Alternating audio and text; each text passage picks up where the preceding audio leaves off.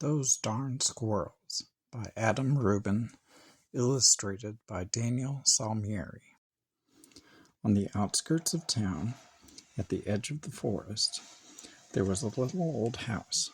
The only thing older than the little house was the man who lived in it, Old Man Fuquire. Old Man Fuquire was so old that when he sneezed, dust came out. He was also a grump. He hated pie. He hated puppies. The only thing he liked was birds. All summer long, the old man painted pictures of the birds that visited his backyard. There were whirlybirds and bonga birds, baba birds and yaba birds. Even a rare flugelbird came by once or twice. Fuquire's paintings weren't very good, but the birds never said anything. When the air turned crisp and the leaves began to change color, the old man grew sad. He knew that soon the birds would fly south for the winter, as they did every year, and that he would be lonely. Then he had an idea. If he fed the birds, maybe they would stick around.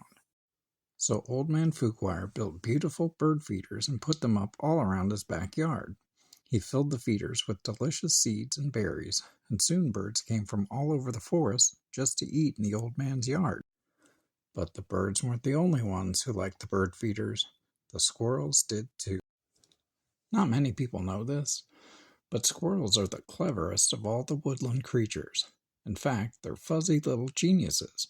They can make a house out of a tree, a bed out of a bunch of leaves, and a box kite out of twigs, dirt, and squirrel spit. They're also excellent at math. Winter was fast approaching, and the squirrels needed to gather as much food as they could to get ready. So they decided to take some of the bird food. The birds were not happy. Neither was Old Man Fuquire.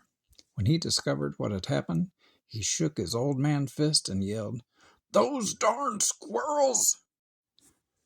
He filled up the feeders again, but this time he hung them from a clothesline. Then he went back inside, confident that the squirrels would no longer be able to get to the seeds and berries. But the squirrels were determined. They devised a plan, and this time they took all the food from the bird feeders. The birds were furious. "Harumph, harumph, harumph," yelled a bonga bird. "Those darn squirrels!" yelled Old Man Fuquire. "Yum," said the squirrel. Now it was Old Man Fuquire's turn to devise a plan. He went to the general store to get supplies. He bought lasers and clamps.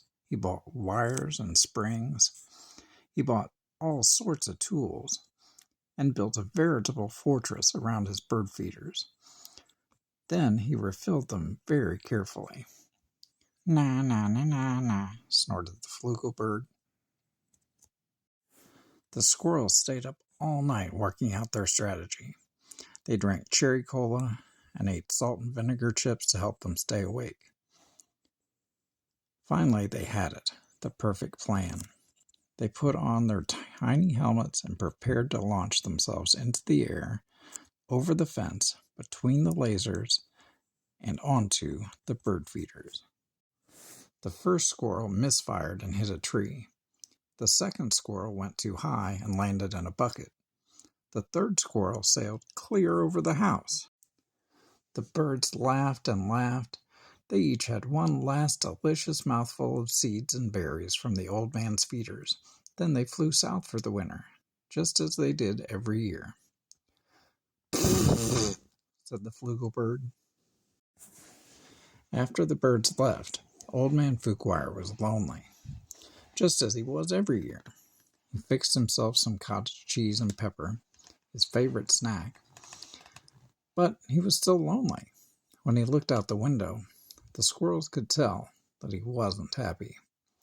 "Go away!" shouted the old man. "I don't like you squirrels." The squirrels held a meeting deep inside a large tree. They decided to give the old man a present to make up for taking the seeds and berries. Now, not many people know this, but squirrels are not only fuzzy little geniuses, they also collect just about anything they find on the ground. These squirrels had a vast stockpile of spectacular junk to choose from, But what would Fuquire like? Bottle caps? Popsicle sticks? Postage stamps? Finally they had it, the perfect gift. The squirrels stacked all of their loose change on Old Man Fuquire's doorstep. There were dimes and pennies, there were nickels and quarters, there were even a few tokens from Coco's arcade. It all added up to $47.36 plus a few rounds of skee-ball. "Maybe you squirrels aren't so bad," Fuquire said when he found the coins. "But I still like birds better."